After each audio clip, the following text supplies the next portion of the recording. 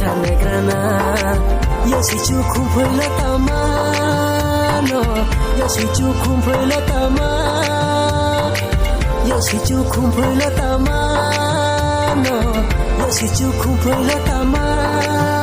no Lai do ha ho thau ya nung bai mam la kha thau ya Lai do ha ho thau ya nung bai mam la kha thau ya Ya wo tui mo lo ta se ang pho ta se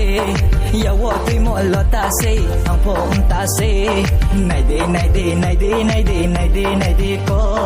Nai de nai de nai de nai de nai de nai de ko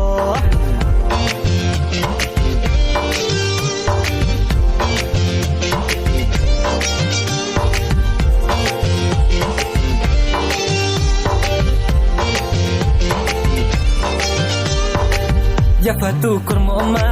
ai ni grainama Ya fatu kormoma ai ni grainama Gur gur gur gur ma gur gur gur gur ma gur gur gur gur ma tau tu ja gur ma gur gur gur gur ma gur gur gur gur ma gur gur gur gur ma tau tu ja gur ma Bunda polas ni suyeto wano Bunda polas ni suyeto Bunda polas ni suyeto wano Bunda polas ni suyeto Wasu sukto wakali taklay yake khali Wasu sukto wakali taklay yake khali Matu taklay yake khali Warna gungu basaya kapang wana maglaya Aini kapang wana maglaya